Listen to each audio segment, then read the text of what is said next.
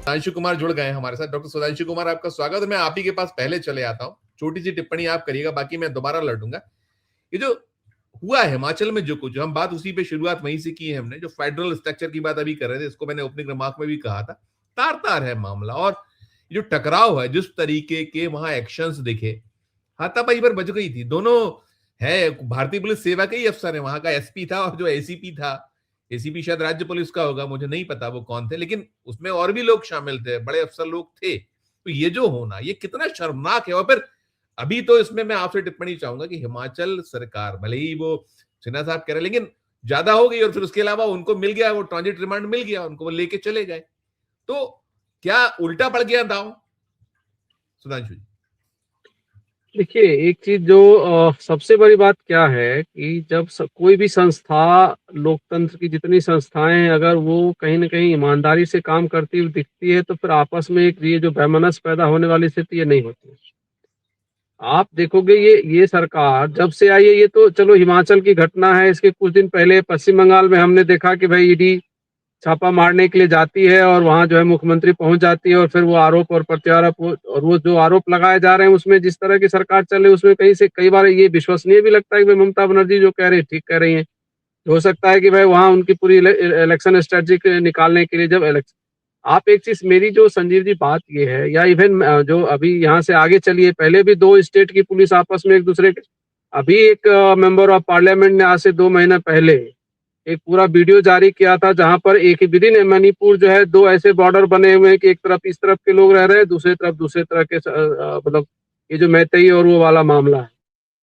दो स्टेट की पुलिस आपस में एक दूसरे के खिलाफ गोली भी चला चुकी है नॉर्थ ईस्ट में, ये भी सबके सामने। तो जब आप संस्थानों की जो, देखिए ऐसा है, कानून की किताब अपनी जगह है, लेकिन कानून की किताब का भी इकबाल या सरकार का इकबाल तभी बना रहता है जब आप कानून की किताब का पालन करते हो। खाली लिख देने से तो होता नहीं।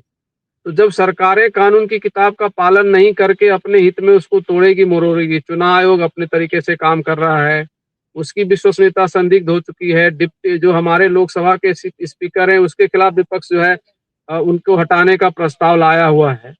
तो ये इसलिए हो रहा है कि क्योंकि आपने सब सारी संस्थाएं जो है अपने काम को, मतलब उनका जो जो न्यूट्रलिटी उनके अंदर थी, मीडिया जो है एक कंप्लीट बायस्ड हो चुकी है, सबको दिखता है, हम लोग नाम देते, भले बड़े मजाक में हम गोदी मीडिया या जो भी कह लें, लेकिन ये सारे तो पिलर्स थे ना। ये सारे पिलर्स अगर आपस में अगर इनका एक दूसरे के ऊपर विश्वास टूट रहा है, अब आप जैसे आपने हिमाचल की घटना कही, जो कल हाई कोर्ट में या जो कोर्ट में, जो पटियाला कोर्ट में जो केस गया है और जो कोर्ट की टिप्पणी आई है, तो टिप्पणी क्या कह रही है कि भाई जिसको आपने गिरफ्तार किया है, ये तो सामान्य, क्या पुलिस, दिल्ली पुलिस के अधिकारियों को या जो लोग गिरफ्तार करें उनको इतनी सामान्य सी जानकारी नहीं है कि अगर मेरे खिलाफ को मुझे गिरफ्तार किया जाएगा तो मुझे बताया जाएगा ना कि मैं किस वजह से गिरफ्तार हो रहा हूँ, मेरे ऊपर आरोप क्या है। तो आरोप की कॉपी सेंसिटिव मामला है जी। अरे क्या सेंसिटिव है, पब्लिक में किया गया सारा मामला है। अगर दिल्ली पुलिस को वो क्राइम लगता है, एज ए डेमोक्रेटिक पर्सन मुझे तो कोई क्राइम नहीं लगता उसमें। हमारा पूरा हक है कि अगर देश के खिलाफ कुछ सरकारें अगर देश के ऐसी कोई निर्णय ले रही है, ऐसे कोई डिसीजन हो रहे हैं जो सरकार के काम से देश को नुकसान होगा, तो हम प्रदर्शन करेंगे। उसमें अंतर्राष्ट्रीय मंच है, राष्ट्रीय मंच है, ये उनकी अपनी समझ हो सकती है, और ये दुनिया भर में देखा गया है। अभी आज एक चीज बताइए, आपने देखा होगा सबको, सारे वीडियो, इजराइल के अंदर हमारे देश के प्रधानमंत्री जाते हैं और वहां का जो है विपक्ष वॉकआउट करता है, एकदम क्लियर में करके कह रहा हूँ भाई नरेंद्र मोदी के खिलाफ वॉकआउट नहीं है, लेकिन नित्यानू के खिलाफ वॉकआउट है क्योंकि उन्होंने नहीं बुलाया, मान लीजिए जो भी है उनके उस। तो बात यह है कि उन्होंने, अगर हम ये कहें कि अरे नहीं बाहर के लोग आए हुए थे, दूसरे देश का एक प्रधानमंत्री आए हुए, वहां पर विपक्ष को ऐसा नहीं करना चाहिए, जो है ये बर्ताव अच्छा नहीं। तो ये तो अपने सोचने के तरीके ना, हम डेमोक्रेसी को कितना अपने अंदर साथ कर पाएंगे, मुश्किल की बात है। अब आप देखिए जो हिमाचल में हो रहा है, अगर ये स्पष्ट होता, जैसे दिल्ली पुलिस गई थी, वो हिमाचल पुलिस को कंसर्न में लेती, यही तो तरीका है ना कि भाई हम आपके यहाँ आ रहे हैं। बिल्कुल, मैं जो, तो कंसर्न में आप लेते, उनको सूचना देते, जिस भी डिस्ट्रिक्ट में जा रहे हैं, डिस्ट्रिक्ट वहां का जो भी सुपरिटेंडेंट ऑफ पुलिस है उनको आप इन्फॉर्म करते और उनको साथ लेकर जाते। उन जो भी व्यक्ति है, मैं ठीक है हमारी पार्टी का है वो, लेकिन अगर मान लिया आपको लगता है जो आपने कानूनी धाराएं लगाई है उसके हिसाब से, तो आप तो खुद ही लीगल काम कर रहे हो। आप चोर चोर की तरह क्यों किसी स्टेट में प्रवेश कर, कोई पुलिस, आज मान लीजिए हिमाचल की पुलिस आकर जो है दिल्ली में किसी को उठाने आएगी, तो दिल्ली पुलिस को अगर बिना इन्फॉर्म किया आएगी तो वो भी अपराध है। तो पुलिस ने अपराध किया ना। ट्रांजिट रिमांड, देखिए ट्रांजिट रिमांड तो मिलना ही था, उसमें कोई बड़ी बात नहीं है। जब जब विधि मान लीजिए विधि विधि विधि हिमाचल की, विधि विधि का जो पालन था वो नहीं किया गया, यही मुख्य मसला यही है, और लड़ाई इसलिए है ना। यही मसला, और यही देखिए मसला है। बातें ये साफ दिख रही है ना कि देखिए, जब पुलिस, जिसका काम है कानून के दायरे में रहकर काम करना, वो जब खुद ही कानून का दायरा तोड़ेगी तो फिर दूसरे पक्ष भी इस तरह से हावी होंगे। तो मैं तो बिल्कुल इसमें कोई ये चीज नहीं मानता। अब अगर दिल्ली पुलिस ने मान लीजिए कि अब क्यों कोर्ट को ये टिप्पणी कर रही है, और एक चीज बताइए, क्या सेंसिटिव है भाई? आतंकवादी है ये?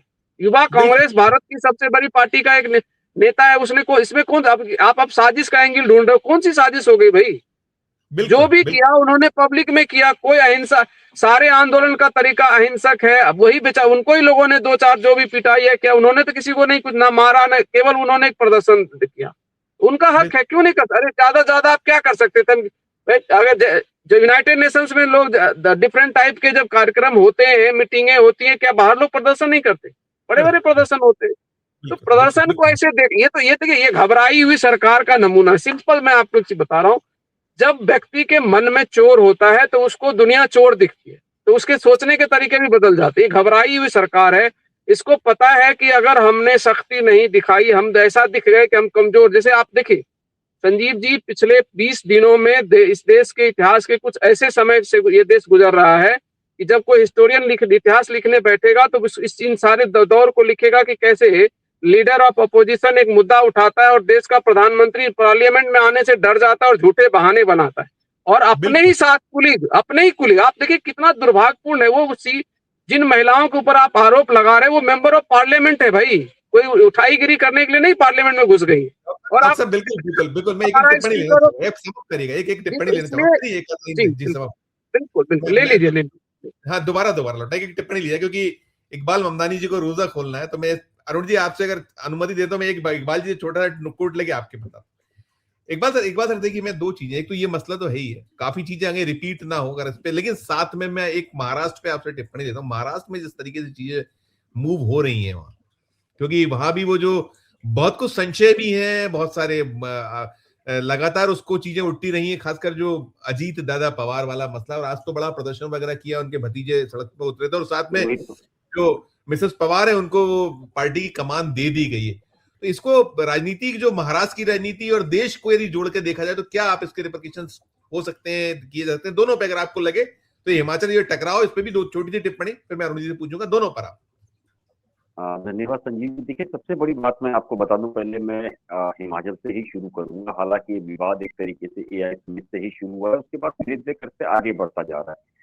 देखिए, अब ये विवाद इसलिए और तूल पकड़ता जा रहा है, जिस तरीके से राहुल गांधी ने पिछले दिनों जिस तरीके से खुलकर समर्थन किया है, जिसको लेकर के किसी को अपेक्षा नहीं थी राहुल गांधी इतना खुलकर अपने कार्यकर्ताओं के फेवर में आ जाएंगे। हर कोई ये समझ रहा था कि जिस तरीके से राहुल गांधी या कांग्रेस हर बार इस तरह की चीजों को लेकर के थोड़ा सा भी बचाव कर रही है, तो वो ये करेगी। लेकिन इस बार ऐसा नहीं हुआ, राहुल गांधी खुल करके आ गए। उन्होंने एक तरीके से देखी कि मीडिया को भी दरकिनार करके ये बताने की कोशिश की है कि जो उनके कार्यकर्ता कर रहे हैं उनके वो साथ खड़े हैं और वो उसके अंदर खुश भी है। अच्छा, दूसरा बड़ा मसला कहता है कि आप देखिए कि जो प्रधानमंत्री की विजिट हुई है, एआई समिट तो है यही साथ में, जैसे प्रधानमंत्री की विजिट हुई है, इस विजिट को बहुत खुफिया तौर पर रखा गया था, जिसको लेकर के राहुल गांधी ने सवाल खड़े आवाज किए। क्या और ये प्रॉपर सच है ये सर? है कि आवाज प्रॉपर है क्या? आवाज प्रॉपर जी है?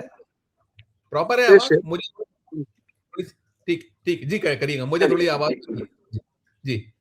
तो राहुल गांधी जो सवाल खड़े कर रहे थे उसके अंदर जो प्रधानमंत्री की विजिट इजराइल वाली थी उसको लेकर के सवाल इसलिए खड़े हुए कि जानकारी भारत से नहीं इजराइल से आई थी, एक चीज। दूसरी बात आप देखिए कि प्रधानमंत्री हमारे देश के ऐसे पहले प्रधानमंत्री या दूसरी बार भी जो विजिट हुई है उसके अंदर भी वो पहले प्रधानमंत्री है जो इजराइल की यात्रा कर चुके हैं। अच्छा, इस पूरे मामले के अंदर आप देखिए कि ना कि डिफेंस मिनिस्टर ना विदेश मंत्री कोई उनके साथ मुझे नहीं लगता है कि इस टूर में साथ में है। दूसरी बड़ी बात है, आप अगर डिफेंस डील की बात कर रहे हैं तो डिफेंस डील्स के अंदर आर्मी से लेकर के कोई ऐसे एक कमेटी जो होती है विदेश जाने वाली, मुझे वो साथ नजर नहीं आ रही है। तो मामला जो है ये तूल इसलिए पकड़ता जा रहा है कि प्रधानमंत्री अचानक जो उठ के चले गए, ऐसे क्या वजह है? क्या स्क्रीन फाइल एक वजह रही है, या पन्नू वाला मामला मुझे लगता है कि पिछले दिनों जिस तरीके से तूल पकड़ रहा है वो मामला है, या जिस तरीके से लाखों पन्ने जिस तरीके से राहुल गांधी ने कहा है कि अब भी खुलने बाकी है, वो मामला सामने है। दूसरा अभी एक नई चीज जो सामने आई है कि हरप्रीत के जो बेटी का मामला सामने आया है, करोड़ रुपए के उनके न्यूयॉर्क के अंदर प्रॉपर्टी खरीदने का मामला, हरप्रीत गिल के इसके रिटायरमेंट के बाद में। तो अचानक उनकी बेटी के पास पैसे कहाँ से आए, एक आरटीआई कार्यकर्ता द्वारा ये सवाल उठाया गया है। तो इस तरह के जो मामले हैं वो धीरे धीरे करके जो तूल पकड़ते जा रहे हैं संजीव जी, उसको लेकर के वो चाह रहे हैं कि ये मामला किसी भी तरीके से रोका जाए या दबाया जाए। लेकिन ना कांग्रेस मानने को तैयार है इस पूरे मामले में, ना प्रधानमंत्री के पास कोई जवाब है। अगर प्रधानमंत्री धीरे धीरे करके जिस तरीके से चीजें खुलती जा रही है, अगर यही हालात आगे बढ़ते रहे, लोग सड़कों पे आना शुरू हुआ, जिस तरीके से राहुल गांधी ने कहा कि जो भक्त है वो भी देखे कि आगे आने वाले दिनों में ये हमला किस पे हो रहा है, देश पे हो रहा है। तो ये अब जो चीजें हैं, आप समझिए कि जो उनके अपने फॉलोवर्स है वो भी इन सारी चीजों को समझ रहे हैं, इस तरह की विजिट को समझ रहे हैं। दूसरा ये अडानी को लेकर के उन्होंने इस तरीके से कहा कि प्रधानमंत्री जो है वो सौदा कैंसिल कर ही नहीं सकते।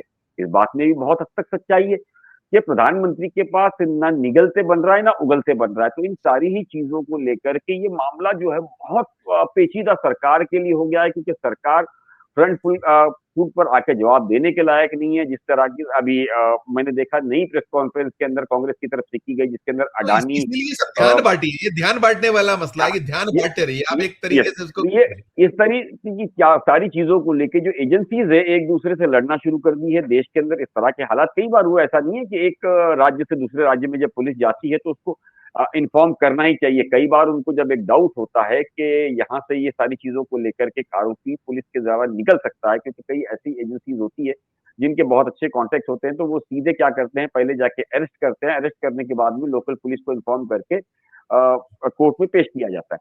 जी लेकिन अभी जो मामला है उसके अंदर तो इस सारी चीजों को ध्यान में रखना चाहिए कि मामला बहुत तूल पकड़ चुका है। तो इन सारी ही चीजों को लेकर के मुझे लगता है कि उन्हें ये समझना चाहिए था कि इनको पुलिस को इन्फॉर्म करना चाहिए था। अब आते हैं महाराष्ट्र की राजनीति पर। देखिए ये सिर्फ प्रदर्शन नहीं, आप एक तो तरीके से समझ लीजिए कि सीधा राजनीतिक संदेश है। रोहित पवार का सड़क पर उतरना पार्टी के अंदर खुली एक तरीके से चुनौती माना जा रहा है। यही संकेत एक्चुअली आप देखिए केवल संगठन के भीतर नहीं है, ये आम जनता के बीच जाकर दबाव की एक राजनीति भी एक तरीके से। जांच की मांग जो है वो सरकार के लिए मुसीबत बनती जा रही है। अगर जांच एजेंसी चाहे कि भूमिका पर सवाल उठते हैं तो सीधा असर उस पर एक तरीके से राज्य सरकार पे और उसकी विश्वसनीयता पर पड़ता है। रोहित पवार का ये आरोप संकेत देता है कि वो सिर्फ प्रशासनिक नहीं राजनीतिक जवाबदेही भी चाहते हैं। ये मांग पार्टी के अंदर भी असहजता से पैदा होती जा रही है। असली लड़ाई अगर मैं बताऊं आपको, परिवार के अंदर जो है वो सत्ता के मॉडल को लेकर के। एक घड़ा मानता है कि सरकार के साथ रहकर ताकत बढ़ानी चाहिए, दूसरा घड़ा कह रहा है कि अगर सवाल है तो खुलकर जांच होनी चाहिए। रोहित पवार ने साफ संदेश दिया है कि अगर वो समझौते वाली राजनीति के पक्ष में नहीं दिखना चाहते हैं, इसीलिए वो सड़कों पर उतरने का जो टाइमिंग है उसको अहम बता रहे हैं। वही विधानसभा सत्र और स्थानीय चुनाव से पहले ये कदम उठाया गया है। इसका साफ मतलब ये है कि इससे मीडिया और जनता को फोकस जो है वो पार्टी के अंदर स्थित करना एक तरीके से मुझे लगता है कि वो नजर आ रहा है। ये रणनीति एक तरीके से आप ये समझिए कि दबाव बढ़ाने की और समर्थन जुटाने दोनों के लिए। ये सरकार के लिए तो चुनौती है ही। अगर जांच में औपचारिक मांग बढ़ती है तो सरकार को स्पष्ट रूप से लेना पड़ेगा। चुप्पी रखी गई तो विपक्ष इस मुद्दे को बनाएगा और खुली जांच को लेकर के राजनीतिक मैंने आपसे तो मैंने आपसे पूछा कि मिसेस पवार को राष्ट्रीय अध्यक्ष बना दिया एनसीपी का, तो ये सब क्या इसमें ये जो आप कह रहे हो कि स्थानीय चुनाव जो सरकार के होने हैं, तो उसका एक ये भी है कि उसके वो भी जो है। दूसरा जो संजीव जी मामला जो है ना, एक तरीके से आप समझ लीजिए कि ये खेल अब न चाहते हुए हो गया है। अब बारामती को लेकर, बारामती एनसीपी की असली राजनीतिक राजधानी एक तरीके से आप मान सकते हैं। देखिए पार्टी का जो फंडिंग हो, नेटवर्क हो, सहकारी बैंक हो और संगठन यहीं से एक तरीके से बारामती से ही नियंत्रित होता है। तो अगर बारामती कंट्रोल जो भी करेगा वो पार्टी कंट्रोल करेगा। स्थानीय स्तर पर कार्यकर्ता भी दो हिस्सों में बट चुके हैं। अब मामला ऐसा हो गया कि एक तो जो शरद पवार गुट के जो करीबी नेता थे वो, दूसरा अजीत पवार के जो करीबी नेता थे वो, और तीसरा एक गुट वो भी है जो ये चाहता है कि अगर दोनों एक साथ आ गए तो हमारी राजनीति खत्म हो जाएगी। तीसरी बड़ी बात है कि शरद पवार जो है अब बूढ़े हो चुके हैं। शरद पवार चाहते हैं कि ये कमान न चाहते हुए सुप्रिया सुले के हाथ आ जाए, लेकिन पिछले दिनों जिस तरीके से इलेक्शंस के अंदर मामला सामने आया था, वो बहू बेटी वाला जो मामला आया था, उससे सुनेत्रा पवार भी जानती है कि अगर उन्होंने कमान छोड़ी तो उनके बच्चों के भविष्य का मामला हो जाएगा। तो अब ये जो लड़ाई है वो बच्चे वर्सेस बच्चों की है, यानी कि हर पिता या हर माता चाहता है कि हमारा बच्चा आगे बढ़े। तो राजनीतिक लड़ाई के अंदर कौन अपने बच्चे को आगे बढ़ाएगा, ये मुझे साफ तौर पर संजीव जी नजर आ रहा है। ठीक ठीक जो जी एक टिप्पणी आपकी चाहूंगा, ये जो है मामला इसमें बड़ा दिलचस्प है। अब दलीलें ये आ रही निकल के कि भाई आप उठा लीजिए, एनसीईआरटी तो करता रहा है। जब कांग्रेस की सरकार, जब नेहरू जी को लेकर हो गया था कि वो कोड़े मार रहे हैं, चित्र छप गया था, एक कार्टून हो गया था उसमें बाबा भीमराव अम्बेडकर साहब को, तो ये इस तरीके से बचना। और दूसरी चीज ये भी है इस पूरे मामले में कि सोर्सेज से खबरें निकल रही, सोर्सेज से आ रही हैं। आप लोग तो कर रहे हो कि सोर्सेज क्या कह रहे हैं कि साहब मोदी को मालूम था, वो उन्होंने इस पे आपत्तियां जताई, तो विश्वास करने योग्य है। क्या कहेंगे? आपने संजीव जी, मोदी को मालूम था और फिर छपा है, इसका मतलब मोदी जी की सहमति से छपा है। इसमें कोई कंफ्यूजन रखना ही नहीं चाहिए। इस देश में सबको पता है कि भाई जब उनकी इच्छा के बिना तो पत्ता ही नहीं हिल रहा, और खास करके भाई मतलब अदर देन बीजेपी से बाहर के लोग जो भी कर लें, लेकिन बीजेपी के अंदर या सरकारी संस्थानों में बैठकर आज के दिन किसमें ये साहस बचा है कि भाई मोदी जी ने इच्छा नहीं जताई और वो काम वो करके उसमें दलील ये थी कि ये जो जैसे ही संज्ञान में आया तो फिर मोदी जी ने इस पे आपत्ति की, इस तरीके की सोर्सेस से। मोदी जी को पता था नहीं, मोदी जी ने जब ये छपा और आया तब उन्होंने इसके बारे में पूछा कौन है क्या है। लेकिन क्या संभव है एनसीईआरटी बगैर सरकार, उसका एक पूरा प्रोसीजर है, एक प्रक्रिया है, उसके तहत ही सारा कुछ होता है, प्रोटोकॉल है। नहीं, वो तो देखिए, आप एनसीईआरटी की किताब उठा के देखेंगे तो उसमें सारा दिख जाता है कि कैसे जो है संपादक मंडल है, कौन सी कमेटी है, किसने क्या किया, क्या डिसीजन हुए, कैसे चीजें बनेंगी। राइटर्स की भूमिका तो बेचारे की लास्ट में आती है कि सर्टेन इंस्ट्रक्शंस के साथ दे दिया जाता है कि जी आपको ये करना है, बाकी जाएगा क्या नहीं जाएगा। अच्छा, और भी एक चीज संजीव जी इसमें जोड़ दूं, आज के दिन इतने इनके शिक्षण मंडल बने हुए हैं, है ना, जो नॉन एंटिटी है, जिसका मतलब स्टेट से कोई लेना देना, स्टेट का ना वो कर्मचारी है, ना अधिकारी है, ना लेखक है, ना पदाधिकारी है, वो तो बैठ के तय कर रहे हैं कि क्या एनसीईआरटी में छपेगा और क्या नहीं छपेगा। हम नाम ले सकते हैं, कौन है जी दीनानाथ बत्रा, और ये क्या करने आते हैं, इनका भारत सरकार से क्या लेना देना है, लेकिन एनसीईआरटी में क्या छपेगा वो तय कौन करता है, सबको पता है। तो ये कह देंगे कि मतलब ये अलग बात है कि देखिए कोई ना कोई पॉलिसी के तहत किया गया होगा। और ठीक कहा हमारे अभी साथी ने कि भाई सवाल देखिए क्या है ना, कि कोई भी संस्था आज के दिन भारत के अंदर कोई भी काम कर रहा है तो इसका मतलब ये मान के चले कि उसमें सरकार की और मोदी जी की सहमति से होता है। इसमें कहीं से कोई कंफ्यूजन पालने की जरूरत नहीं है। अब एक और एंगल इसमें मैं बता रहा हूँ। देखिए, जुडिशियरी को लेकर ये जो सरकार है, पिछले 2014 के बाद से ही कई तरह से उनको तकलीफ रही। बीच बीच में आप याद करिए, किरण रिजिजू जब थे लॉ मिनिस्टर, तो उस समय क्या क्या चीजें एक प्लानिंग के तहत कोशिश की जा रही थी कि भाई जो नियुक्ति प्रक्रिया है वो बिल्कुल सरकार के अधीन कर दिया जाए। ठीक है कि कई बार देखिए जो कॉलेजियम सिस्टम है उसको लेकर आपत्तियां हैं, ऐसा नहीं कॉलेजियम सिस्टम से पूरे देश में सही सा मतलब ये जो जुडिशरी में जो डिसीजन हो रहे हैं, मतलब खास करके नियुक्तियों को लेकर, तो कई जगह आपत्तियां हैं। लेकिन उस आपत्ति के पीछे कहीं से भी ये मंशा किसी की भी नहीं है कि वो जो है जुडिशियल नियुक्तियां जो सरकार के हाथ में चली जाए। लेकिन सरकार जब कॉलेजियम पे आपत्ति दर्ज कर रही है तो सरकार का ये रहता है कि भाई आपको अल्टीमेटली हमको नियुक्ति जो हमारे हाथ में दे दीजिए। तो आप सोचिए कि जब चुनाव आयोग की नियुक्ति जब अपने हाथ में ले ली, उसके बाद हमारा चुनाव आयोग क्या कर रहा है वो सबके सामने, पूरे देश में सबके सामने है जी। तो ये तो वो चाहते हैं ना, तो हो सकता है कि उसी वजह से छापे हो कि भैया जरा पहले बदनाम करो कि ये भ्रष्ट है जी, ये है वो है।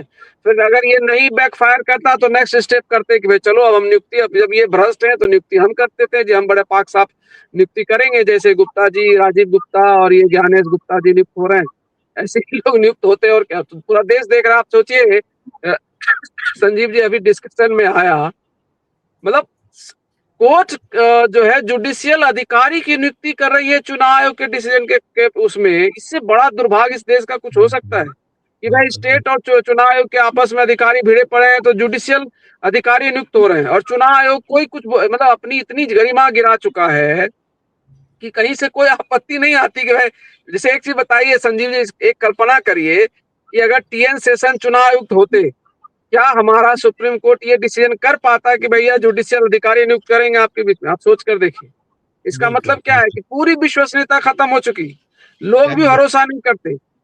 संकट में है हमारा, मैं बार बार जो कह रहा हूं ना कि इन्होंने इतनी अच्छी सरकार चला दी, अगर देश का प्रबुद्ध समाज इसको देख रहा होगा ना तो फिर अगली बार से सोचेंगे कि हमने क्या कर लिया था और हम कहाँ बिल्कुल। देश को पहुंचा रहे। सेकंड Right, जो right. आप कहते हैं कि इजराइल वाले पे मैं आपको एक चीज बता रहा हूँ, कल पवन खेरा जी ने एक बहुत, आप लोगों ने देखा होगा, बहुत शानदार प्रेस कॉन्फ्रेंस किया था और एक एक चीज को क्रोनोलॉजी सजा कर दे दिया कि कब क्या क्यों और कैसे हुआ और कौन थे जो हमारी इंटरनेशनल जो कहते थे कि भैया हम विश्व गुरु हो गए हैं और जहां जाते हैं 20,000 की फौज आती है, मोदी मोदी करती है। उस बिल्कुल तो बिल्कुल बिल्कुल अब बिल्कुल। देखिए, अभी ऑल ऑफ सडन आप कैसे इजराइल जा रहे हो? ये सवाल होगी मुझे एक्सप्लोर करेंगे, पार्लियामेंट के मैं अंदर उनकी हंगामा एक होता आपकी है, टिप्पणी आ रही है। जी जी, आप करिए, जी कंप्लीट करिएगा, मैं मैं रुचि ये से एक कह रहा हूँ, मैं लास्ट ये कह रहा हूँ कि पार्लियामेंट में हंगामा होता है, नेता प्रतिपक्ष एकदम ओपन में आकर बिना कुछ झिझके जो है सारी चीजें उठा रहे हैं और पूरा देश आज के दिन में जो भी सोशल मीडिया और मतलब तथाकथित रूप से गोदी मीडिया से भी जुड़ा उसको भी एपेस्टिन फाइल के बारे में पता लग गया। अब आप लाख बिल्कुल छुप लोगे और एपेस्टिन फाइल में देखिए, बात ये नहीं है कि आप, मैं ये मान लेता हूं एक पल को कि आप उस कुकर्म का हिस्सा नहीं होंगे, मैं मान लेता हूं, लेकिन सवाल फिर वही आता है कि क्या दाऊद इब्राहिम से भी मदद लेने की जरूरत पड़ेगी आपको अपने डिप्लोमेसी लिए, तो आप लेंगे क्या? और ठीक क्या एपेस्टिन और दाऊद इब्राहिम में कोई फर्क है क्या? दाऊद इब्राहिम को मैं से आगे मानता हूं एपेस्टिन को, क्योंकि वो उसने मानवता के खिलाफ अपराध किया। तो आपको बिल्कुल तनिक भी झिझक नहीं है करने के लिए। इसका मतलब मैं बार बार ये कह रहा हूँ कि किस तरह के माइंडसेट के लोगों को जो है देश ने जो है पूरी जिम्मेवारी दे दी सत्ता चलाने के लिए, हम सबको सोचने की जरूरत है, दर्शकों को सोचने की जरूरत है। ठीक। बिल्कुल।